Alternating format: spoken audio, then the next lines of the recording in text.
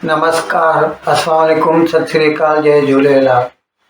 मैं हूं जी प्रेम मटलानी और आप देख रहे हैं हालात हाजरा का प्रोग्राम। हकीकत ये है। इब्तदा में आपसे दरख्वास्त है, चैनल ज़रूर सब्सक्राइब करें। दोस्तों, हमने आपको ये तो बताया है कि प्रेजेंट गवर्नमेंट जो है भारत की, मोदी गवर्नमेंट, इसने अपने जो दूसरा उसका जो 5 ईयर टर्म था जो 2019 से शुरू हुआ, इसमें इसने मेक इन इंडिया पे बहुत जोर दिया और इसके लिए इसने कैरेट एंड स्टिक की पॉलिसी एडॉप्ट की और जिसकी वजह से कई चीज़ें, कुछ बहुत सारी चीज़ें पहले भी बनती थी, कुछ चीज़ें इनकी ये जो कैरेट एंड स्टिक पॉलिसी थी इसकी वजह से भी बननी शुरू हुई। उसमें क्या होता है कि जो चीज़ ज़्यादा इम्पोर्ट होती है तो उसके ऊपर या तो लाइसेंसिंग लगाया जाता है या फिर उनके ऊपर ड्यूटी बढ़ा दी जाती है ताकि वो महंगी पड़ जाए। और इसके लिए फिर उनको ये इंसेंटिव भी दिया जाता है। ये कैरेट स्टिक है और कैरेट इसके साथ ये है कि अगर वही कंपनी भारत में अपना मैन्युफैक्चर करे तो फिर उसको प्रोडक्शन लिंक्ड इंसेंटिव दिया जाता है, जो एक किस्म की सब्सिडी है। यूं कह दीजिए कि तकरीबन 50% तक जो भी नए कारखाने वो लगाएंगे तो गवर्नमेंट अपनी तरफ से दे देती है।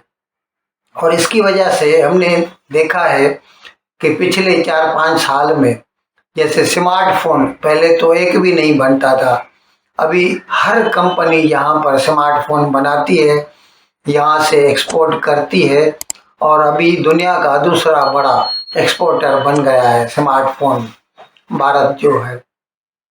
ऐसी चीज, अच्छा, जैसे इलेक्ट्रिक व्हीकल, इलेक्ट्रिक कार्स के लिए हमने आपको बताया था कि टेस्ला का जो मालिक है उसको भारत में अपनी इलेक्ट्रिक व्हीकल बेचनी थी। तो उसने नितिन गडकरी से मिला और बोला कि मैं चाहता हूं कि भारत का जैसे वाटर टेस्ट करूं, इसीलिए मैं फिलहाल यहाँ पे जो है डीलर अपॉइंट करके और गाड़ियां बेचना चाहता हूं। तो गडकरी ने उसे साफ साफ बोल दिया कि अगर आप इंपोर्ट करेंगे तो 100% आपको ड्यूटी देनी पड़ेगी, अगर आप यहाँ पे मैन्युफैक्चर करेंगे तो ड्यूटी भी बहुत कम हो जाएगी और उसके अलावा हम अपनी तरफ से आपको इंसेंटिव भी देंगे। लेकिन उस वक्त उसको इलॉन मस्क को ये अच्छा नहीं लगा, उसने मना कर दिया। अब उसको 3 साल हो गए हैं, अब उसने ये फैसला किया है कि वो भारत में इलेक्ट्रिक व्हीकल बनाएगा अपनी। क्या है, उसकी जो टेस्ला कार है ना, पूरी दुनिया में सबसे ज़्यादा बिकती है इलेक्ट्रिक व्हीकल और सबसे ज़्यादा महंगी भी होती है वो। खैर, हम बता रहे थे इसी तरह फिर जैसे स्मार्टफोन अभी भारत में बहुत बन रहे हैं, सब कंपनियों के बन रहे हैं और कुछ तो हमारी मदद चीन ने खुद भी की। उनकी जो सख्ती वाली पॉलिसियां थी कोरोना के दौरान चीन में, उनकी वजह से भी कई मैन्युफैक्चरर जैसे एप्पल कंप्यूटर्स है, उसने आईफोन वहां से एक China+1 की पॉलिसी ये अडॉप्ट की उन्होंने। भले चाइना में भी बनाते हैं, उसके साथ साथ उन्होंने भारत में भी कारखाने लगाए और अभी तो मैंने बताया जैसे कि दुनिया का सेकंड बड़ा एक्सपोर्टर बन गया है Bharat as far as smartphone is concern. अच्छा, अभी ताज़ा ताज़ा भारत सरकार ने ये देखा कि अब तक कंप्यूटर, या मतलब यूं कह दीजिए कि लैपटॉप भारत में बहुत कम बनाए जा रहे हैं। तो उसको, उस पॉलिसी के ऊपर मतलब सख्ती करने के लिए भारत ने पहले तो ये फैसला किया कि आइंदा से किसी को भी इंपोर्ट करनी होगी, अगर लैपटॉप वगैरह कंप्यूटर से और उसके जो भी पेरिफेरल्स होते हैं तो उसको फिर लाइसेंस लेना पड़ेगा। ओपन जनरल लाइसेंस OGL पे नहीं रहेगा और जिसकी वजह से फिर बहुत सारी कंपनियों को ये बुरा लगा, क्योंकि इस वक्त तकरीबन $10 to $20 बिलियन की हम लोग कंप्यूटर्स या लैपटॉप्स वगैरह इंपोर्ट कर रहे हैं चीन दूसरे मुल्कों से भी कर रहे हैं, लेकिन जाहिर है ज़्यादा चीन से हो रहा है ये। तो उसको कर्ब करने के लिए भारत ने ये पॉलिसी अडॉप्ट की।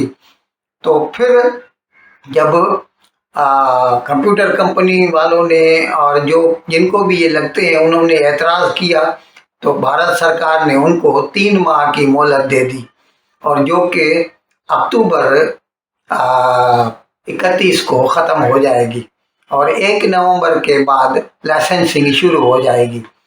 और ये दरामद के ऊपर, आयात के ऊपर कंट्रोल करने के लिए भारत की कॉमर्स मिनिस्ट्री ने एक सेल बनाया है, जो कि जो कंपनियां इंपोर्ट करते हैं कंप्यूटर या कंप्यूटर पेरिफेरल्स, उनकी पूरी लिस्ट बनाते हैं, वो कितना कितना इंपोर्ट करते हैं। फिर 1 नवंबर के बाद वो उन सब के पास जाएंगे और उनको समझाएंगे कि आप यहाँ पर बनाइए, इसमें आपका फ़ायदा होगा, नहीं तो फिर आपको लाइसेंस लेना पड़ेगा इंपोर्ट करने के लिए।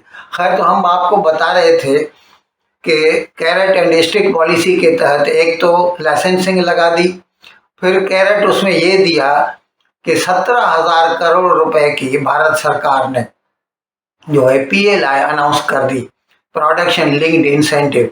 यानी कोई भी कंपनी अगर भारत में कंप्यूटर या कंप्यूटर पेरिफेरल बनाएगी तो 1 साल में 17,000 करोड़ तक उनकी मदद की जाएगी।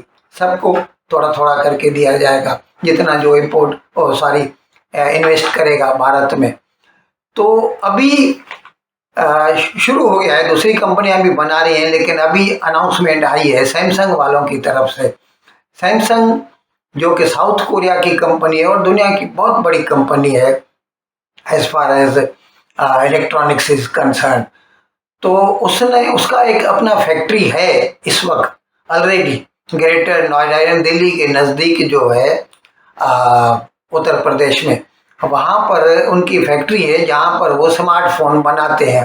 तो उन्होंने अभी अनाउंस किया है कि वो जहाँ पर वो अपने स्मार्टफोन बनाते हैं उसके साथ ही उन्होंने एक नई बिल्डिंग बनाई है, और उसमें 1 ही महीने के अंदर जो है लैपटॉप बनने शुरू हो जाएंगे।